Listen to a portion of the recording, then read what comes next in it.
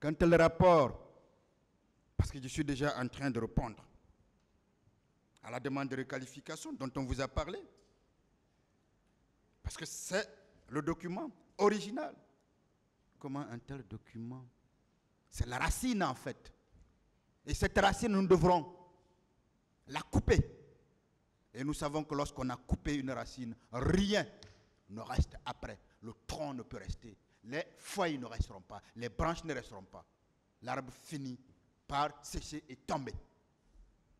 Et on est en train de terrasser la racine de l'argumentaire du parquet, du ministère public, des parties civiles, relativement à la requalification, qui du reste est d'ailleurs impossible dans cette affaire-là. Mais nous en parlerons.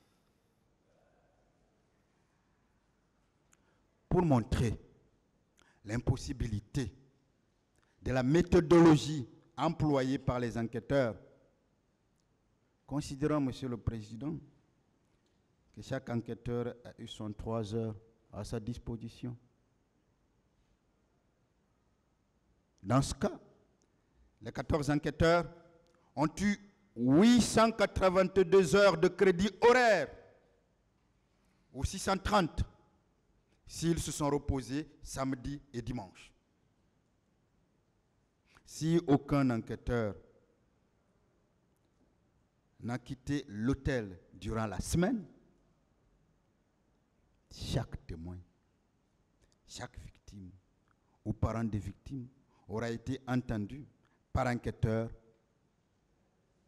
moins d'1 heure. On a quitté la première hypothèse. Mais compte tenu de l'impossibilité des enquêteurs d'avoir rencontré des personnes qu'ils disent avoir rencontrées, on doit en déduire que les informations qui découlent de cette méthodologie ne proviennent pas des enquêteurs de la commission.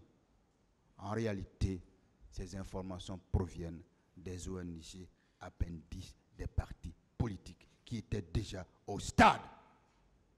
Ce sont ces ONG appendices de ces partis politiques-là qui étaient au stade, qui avaient organisé le meeting en désobéissance totale de nos religieux, de nos sages, en défiant l'autorité de l'État, qui ont fourni ces informations-là.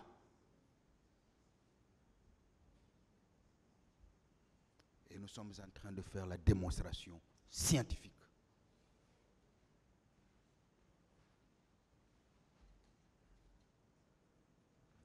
Peut-on accorder du crédit à des enquêteurs qui ne disent pas la vérité? Je ne veux pas dire qu'ils mentent. Manifestement, sur le nombre de personnes interrogées, la défense du président Moussa Dadis Camara, et le gouvernement en aurait fait d'ailleurs autant, demande à ces enquêteurs-là, au nom du droit à l'information et à sa vérification, de faire publier les documents audiovisuels, photos et films que la commission affirme détenir par devers elle, mais qu'on n'a jamais vu, qu'on ne connaît pas.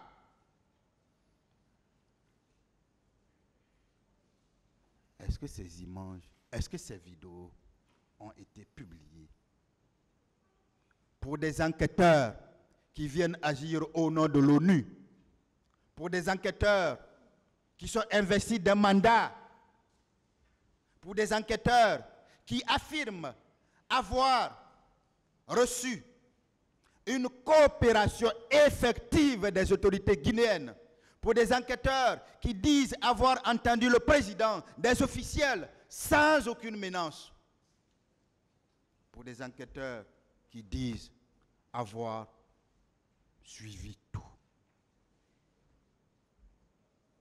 Même les événements de janvier et février 2007 en Guinée avaient été filmés. Et des images existent. Et les conflits dans d'autres pays ont été filmés. Et les images existent. L'unique façon que ces images, l'unique façon de prouver que ces images ne sont pas un recyclage d'images et de montages venus peut-être d'ailleurs, serait de les rendre publics.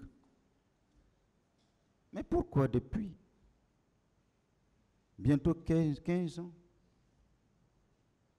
on n'a jamais vu ces images?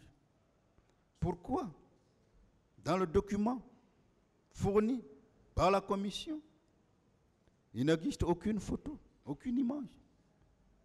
Pourquoi rien? À son point 22, le point 22 de la commission, du rapport de la commission d'enquête, la commission affirme que le niveau de preuve approprié pour établir les faits était de vérifier l'information auprès de sources indépendantes, de préférence des témoins directs. Tenez-vous bien, sources indépendantes, témoins directs.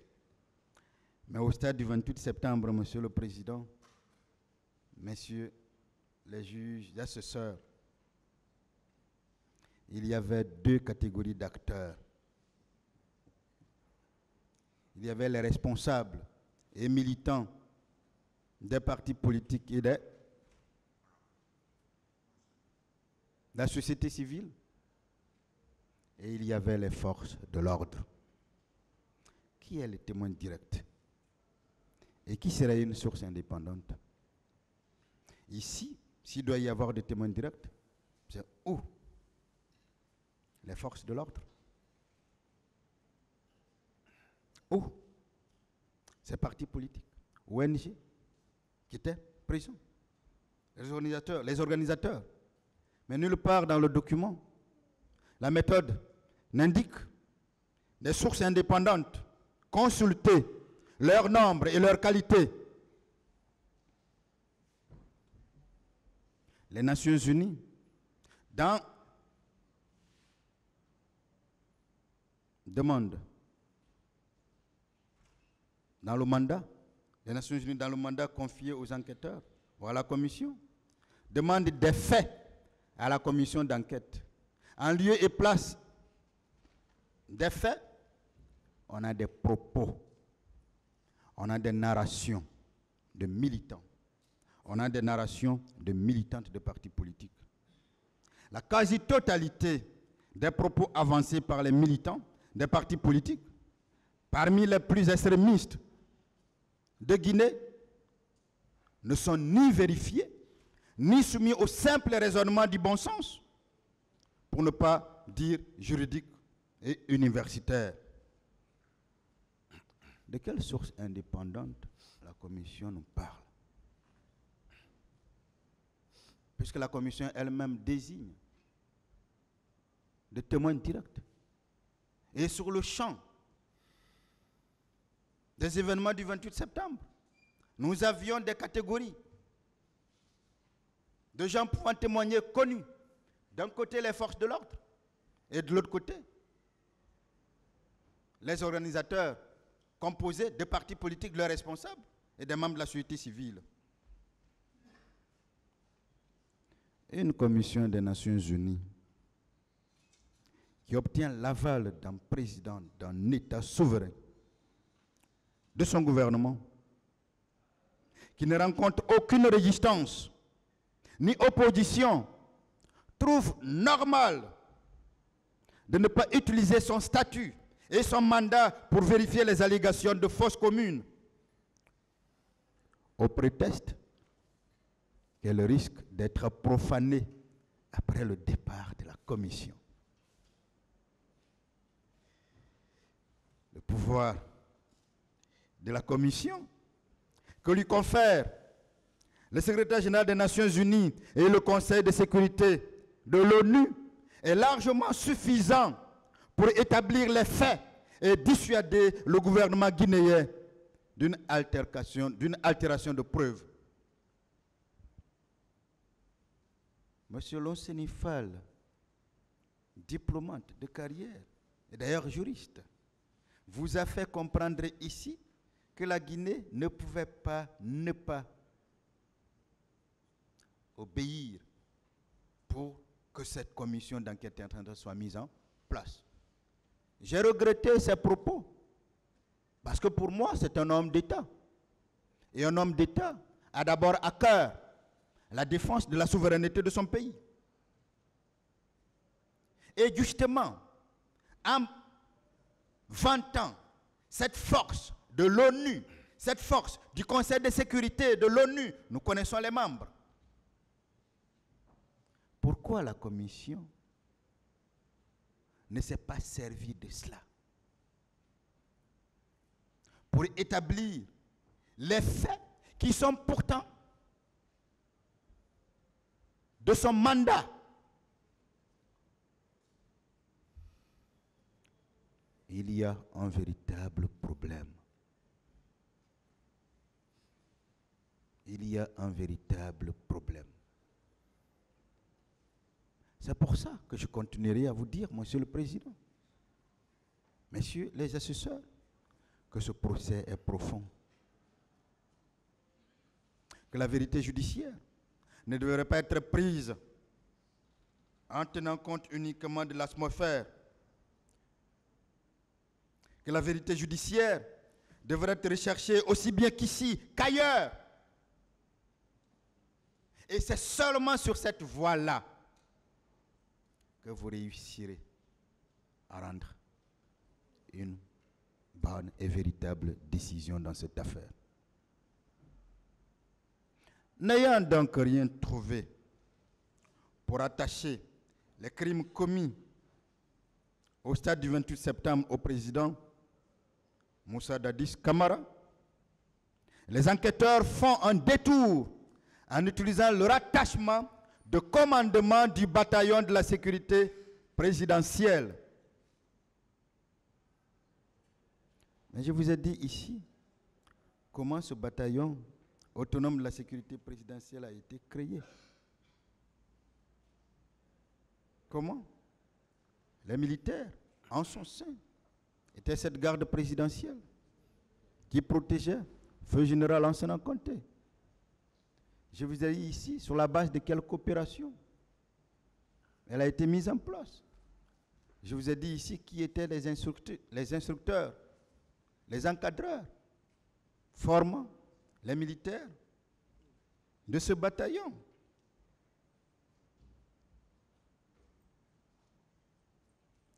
C'est ce que le point 37 de la page 11 de la commission, du rapport de la commission d'enquête étale. On peut y lire que les 4 troupes spéciales, bataillon autonome des troupes aéroportées, BATA, le bataillon spécial Rangers, bataillon chinois et le bataillon autonome de la sécurité présidentielle ont été rattachés par ordonnance du 4 janvier 2009 à la présidence et placés sous le commandement du ministre de la sécurité présidentielle. Plus loin, ce qui n'est déjà pas vrai, plus loin, pour montrer que ce lien n'est pas seulement administratif, comme l'est le rattachement des régies financières. Par exemple, le ministère de l'économie était rattaché à la présidence. Le rapport de la commission indique que les 4 troupes, pour la plupart des 4 troupes, étaient stationnées au camp Alpha Yaya Diallo, à proximité des bâtiments de la présidence et du camp Koundara. Mais ce n'est pas vrai. Mais ce n'est pas du tout vrai.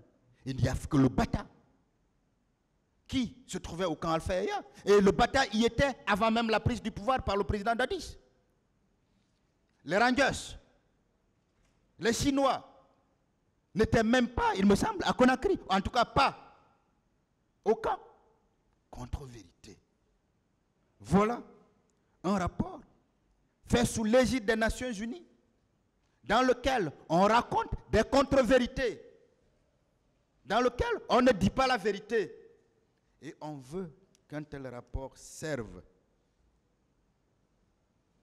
à une poursuite pour crime contre l'humanité, à une poursuite pour des faits de responsabilité, de commandement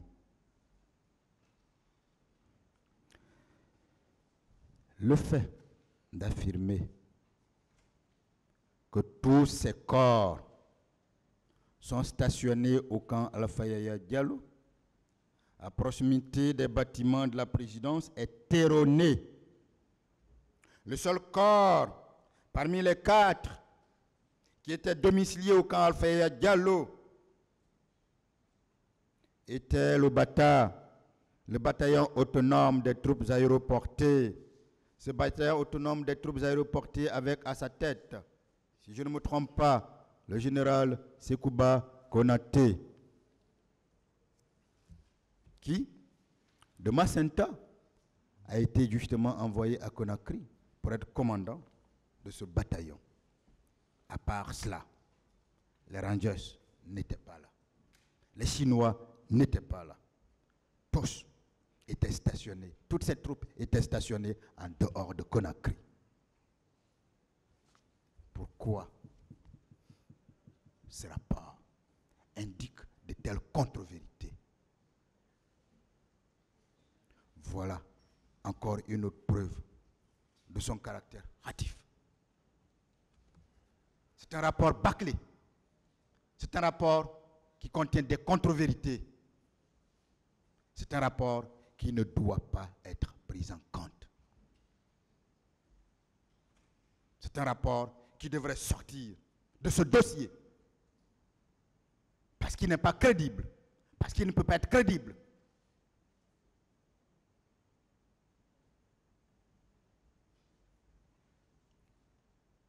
Mais des propos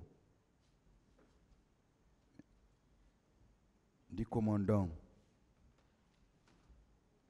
Aboubakar Diakité sur ses relations avec celui qui était son chef hiérarchique, le ministre Claude Pivy, vous a indiqué ici à tout le monde son insubordination.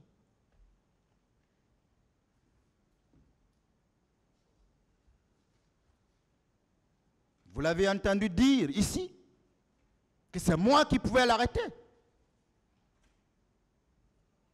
On a même parlé à ce moment-là de qui avait pleuré. J'ai entendu sa défense poser de telles questions. J'ai même entendu dans ce temple de Thémis, est-ce que vous êtes prêts à tenir un combat dans le ring avec lui? Comme si nous n'étions pas en train de faire du sérieux.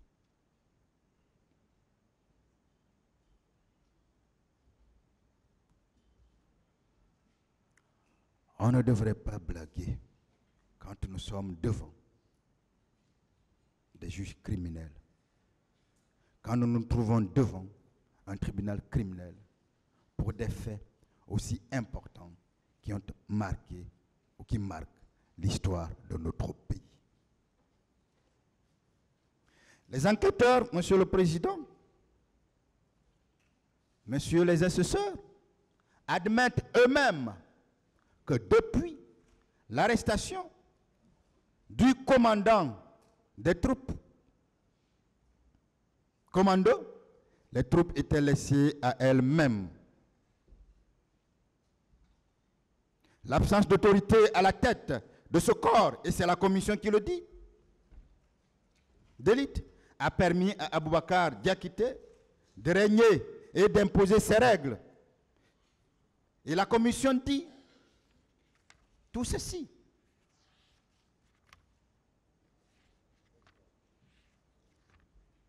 Et je vous ai parlé ici, le premier jour, de la façon dont Aridor et ça Alphonse avaient été arrêtés et écartés. Et je vous ai dit comment le commandant Aboubakar Diakité est devenu patron du régiment. Heureusement que lui-même l'a dit ici devant ce tribunal pendant 14 secondes, où il a clairement indiqué que les gens ne savaient pas que j'étais le commandant du régiment. Heureusement qu'il a été démontré ici à travers des actes que lui-même a signés, où il note commandant du régiment, Heureusement qu'il est venu de lui-même quand il demandait pour le commandant de Koundara devrait se référer à lui. Pourquoi, sur ce point-là, on devrait tenir des discussions sur qui était le commandant du régiment? Parce que tout simplement, on veut que l'on sorte un document, un papier. Mais ce même commandant vous a dit, en parlant du président, que lui-même est un décret. Ne nous trompons pas, monsieur le président. Ne nous trompons pas, monsieur les assesseurs. La vie militaire n'a rien à voir avec la vie civile. Lorsque votre supérieur vous demande de faire une chose, vous le faites. Et c'est après qu'on peut formaliser. Le président Dadis, qui a toujours fait entièrement confiance au général Konaté, qui a voulu lui couper toute l'herbe, lui priver de toutes les personnes qui pouvaient l'aider, devrait donc se battre pour faire partir ça Alphonse, qui était le petit sûr du colonel Claude Pivy. Parce que cela n'étant pas là, le président Dadis devenait fragile. Mais il vous a dit ici que le problème n'était pas de faire un coup d'État, d'éliminer. Le but d'un coup d'État, c'est de prendre le pouvoir. Mais en parlant des forces du colonel Pivy et des forces du colonel Thiebro, que c'était une force d'opposition. Parce que si vous saviez qu'en éliminant un chef d'État, vous n'alliez pas prendre le pouvoir, pourquoi le faire?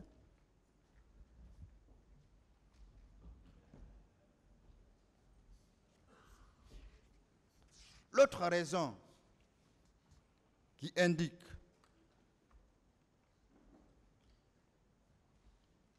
que ce rapport d'enquête n'est pas crédible est liée au fait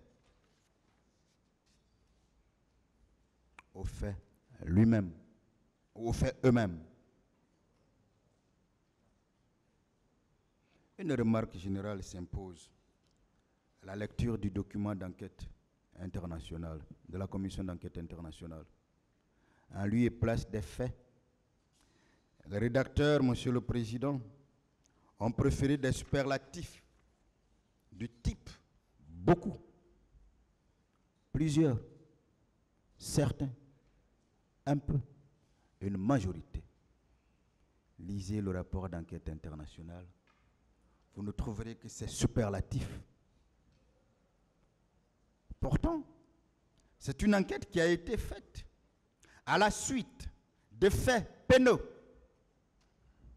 Et chacun ici sait que le droit pénal est un droit de certitude. Utiliser les superlatifs ou des superlatifs comme beaucoup, plusieurs, certains, un peu, une majorité,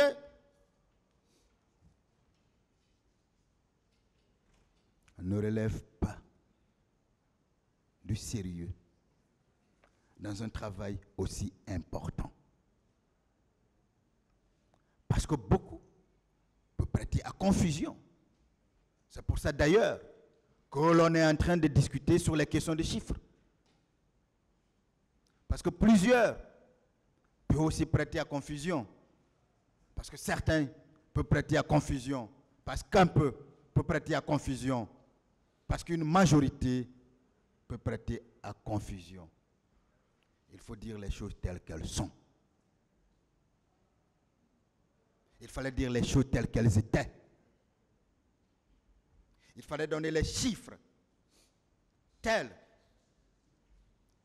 qui devraient être donnés, avec certitude, pas avec une approximation.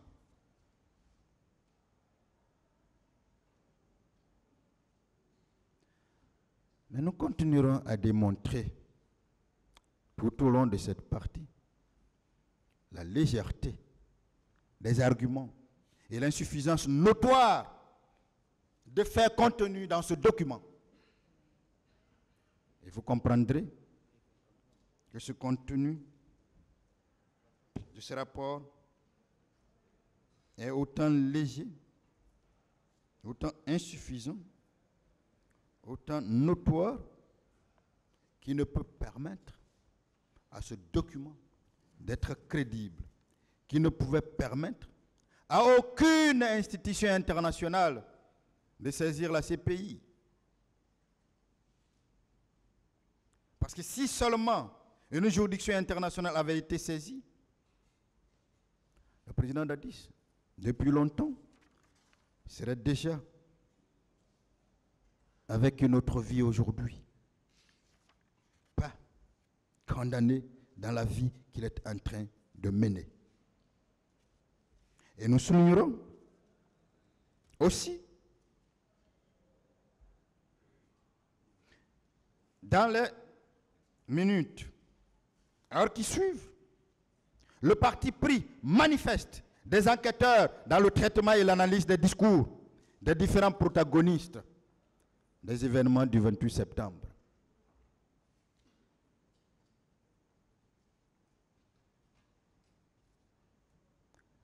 Les enquêteurs sont passés à côté. Ils sont passés à côté parce qu'ils ne connaissent pas l'histoire politique de la Guinée. Ils sont passés à côté parce qu'ils ne connaissent pas, ou ils ne connaissaient pas l'histoire politique de la Guinée. Dans la narration de l'histoire politique de la Guinée, la commission ne dit pas seulement des faits, comme le prétend son titre. Elle fait des commentaires et prévoit, et parfois, de fausses informations. Par exemple, Monsieur le Président, Messieurs les assesseurs, au point 48 de la page 13 du rapport d'enquête internationale, le rapport indique ceci. Le 21 septembre 2009, une rencontre avec ses militants, il désigne le président Moussa Dadis Camara, est organisée à l'Abbé, le fief de Selou Dalein Diallo, et encadré par quelques milliers de militaires venus de Conakry. Des observations s'imposent encore pour vous indiquer le mal fondé. La méconnaissance de l'histoire de notre pays par ces enquêteurs. 1. La visite du président Moussa Dadis Camara à l'Abbé était celle d'un chef d'État, d'un président de tous les Guinéens,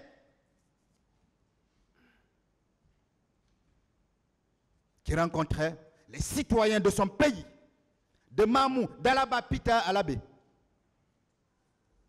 Parce que c'est la voie là qu'il a suivie. Comment pouvons-nous indiquer dans un document aussi important qu'un président avait des militants? Et je vous renvoie aux déclarations du témoin, le ministre Tibou Camara. Il vous a expliqué, lui-même a dit avoir posé la question au président. Voici ce qu'il a dit. J'y vais à l'Abbé pour les raisons suivantes. Je ne peux pas donner l'impression aux gens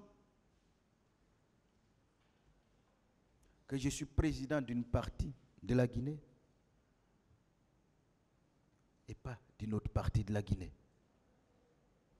Est-ce que cela ne corrobore pas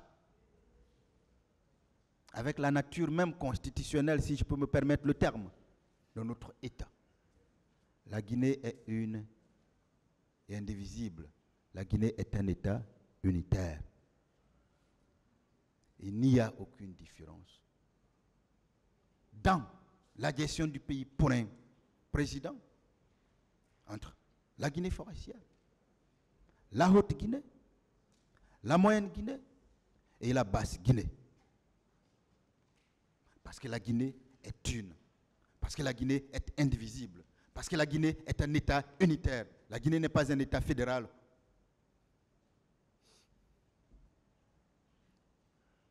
Deuxième raison, il ne devrait pas faire comprendre qu'à cause d'une partie des Guinéens, il peut refuser l'appel d'une autre partie des Guinéens.